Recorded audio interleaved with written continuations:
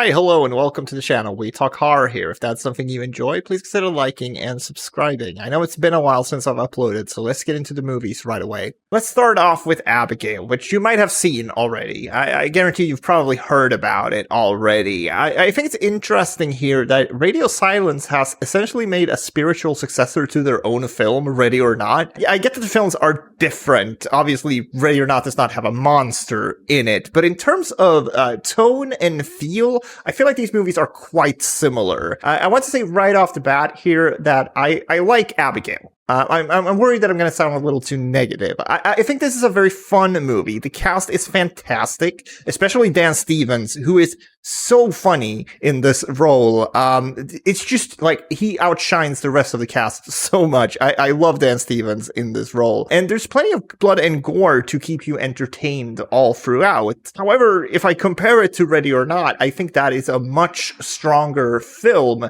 and they feel really similar to me. So while I was watching Abigail, I had this thought in the back of my head that I would have rather rewatched Ready or Not. This was also a film that was ruined by its marketing, I feel like. The reveal that this is a vampire film happens 50 minutes in, but the movie marketed that so clearly in the posters, in the plot descriptions on IMDb and Letterboxd. Even though, like, I try to be very careful regarding spoilers on this channel, this is actually something I usually don't care about all that much. You know, if something is spoiled for me beforehand. But here, it really deflated all of the tension in the first half of the film. I honestly don't have too much else to say about it, and lots of people have already talked about the movie on YouTube, so let's just move on for now. Faceless After Dark is a meta-horror movie that just released on VOD a couple of weeks ago. I know that this is immediately going to turn some people off of the movie, the fact that it's a meta movie, because we've gotten a lot of these lately, but I thought this one was really special. It's very cheeky and self-aware in the way you expect it to be, but it's also fairly light on the comedy. This is more of a straight-up horror movie than something like Happy Death Day or Totally Killer. I did roll my eyes a couple of times at the very overt references to other horror movies, but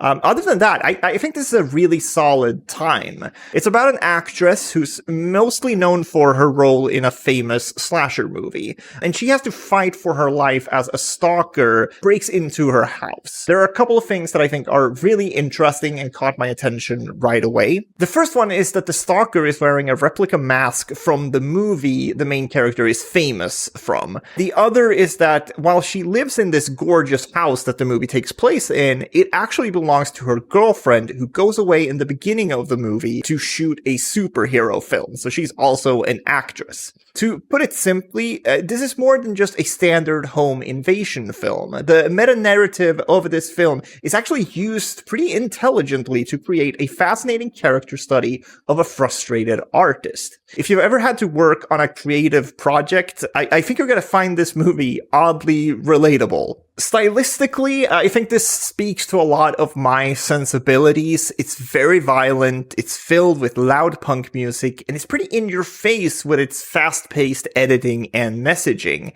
I don't think you're going to come out of this movie debating what the bigger meaning of it all is, because it's pretty clear right from the start. I will, however, always appreciate someone taking the piss out of the toxic fandom culture and the entertainment industry at large. Although it's hard to do that and not come across as cynical, but I think they do a good job here. This took a lot of twists and turns that I wasn't expecting. It's a love letter to the horror genre while also refusing to pull any punches regarding its critique on fandom. There are certainly scenes here I wish were handled with more grace, but overall I had a great time with Faceless After Dark. Disappear Completely is a Mexican horror film that released on Netflix in the US with very little marketing. Like most horror movies that get dumped on Netflix, Netflix, it just feels like it got put on there with very little chance of actually succeeding. It's a shame because every year there's at least a couple of movies that could have done really well if they just gave it a little bit of a push in the algorithm. This is a really cool dark film with a unique premise that I think a lot of horror fans will enjoy. It's about a tabloid photographer who specializes in crime scene photographs. He's basically Jake Gyllenhaal in Nightcrawler, but a little less psychotic. After taking photographs of a very high-profile crime, he begins losing his senses one by one, and after that it becomes this race against time. The film starts with a pretty spooky vibe, and then it gets more experimental as he starts losing his senses. I don't think the concept is utilized to its full potential in every way. The pacing is not the best, I must admit, but the movie did freak me out a little bit. The main character is in such a terrible, hopeless situation, and they really sell the terror of that. I like the more experimental approach to the later parts of the movie, but it did kind of come across to me like the filmmakers were forgetting that they are actually making a horror movie at times. It's tough to explain without spoiling it, but I could very much see this getting picked up for a remake sometime in the near future. There's definitely a way to do this story that goes way harder in the horror direction. I don't want to make it seem like I disliked the movie, because I really didn't. I just think there's some room for improvement. It's worth seeing for the unique concept alone.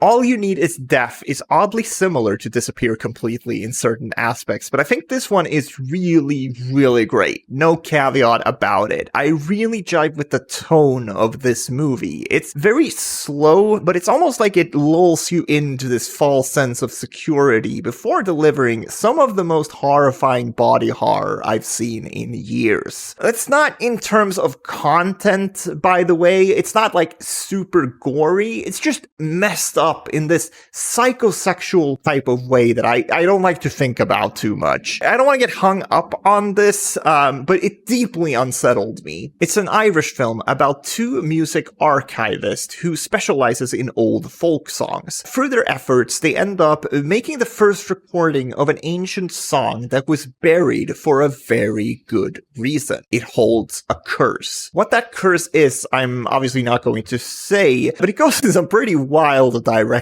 There's also a surprisingly interesting small town mystery happening in the background of all of this, as someone clearly wants these music archivists to leave town. Stylistically, this is probably my favorite movie of the year so far. As you can probably tell from the description, music plays a huge part of the film, and I just loved hearing all these old Irish folk songs. There's a tortured beauty to these songs that mirror the content of the film quite well. The movie is also not afraid to take its time and set the mood. There's a lot of shots with the characters driving through the Irish countryside with a cappella singing behind it. There's a part of me that wanted to call this movie a mood piece, but I think it has more substance than that. But I could clearly see someone else watching this and thinking it's kind of slow.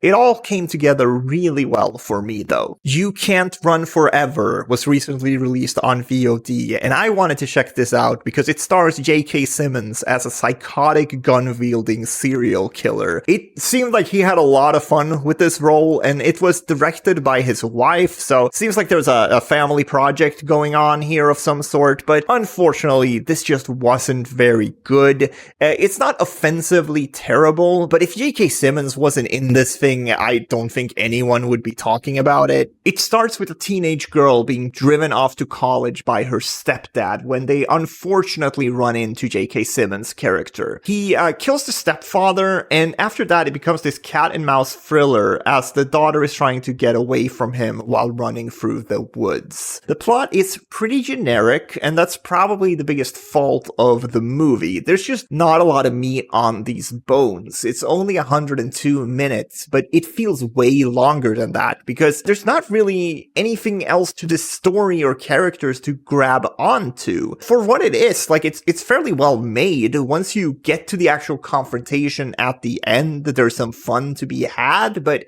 it just took forever to get there. I think this type of standard bare bones plot could work with J.K. Simmons in this role, but it just needed a little more fun and creativity. It's actually a little infuriating because there's a surprising amount of carnage in this film, but it's just J.K. Simmons running up to unsuspecting bystanders and shooting them in the head. I get that they wanted to make those scenes kind of shocking or scary, but after a while, you just become numb to it. I think you can skip this one. Sting is the second killer spider movie released this year, and like Infested that I've talked about before, this one also takes place in a dingy apartment complex. I'm having a hard time coming up with really anything interesting to say about Sting because as a movie, it's aggressively okay. It's perfectly fine, but it's probably not going to stick with you for very long after having seen it. Considering this is from the director of the Wormwood films, I thought this would be a lot more wacky or fun, but for what it is, like, I'm glad they play it fairly straight. As I said, I just wanted a little more creativity, I think. The monster in this one looks like a spider, but we find out from the opening scene that it's actually an alien. It's a fun twist on it, but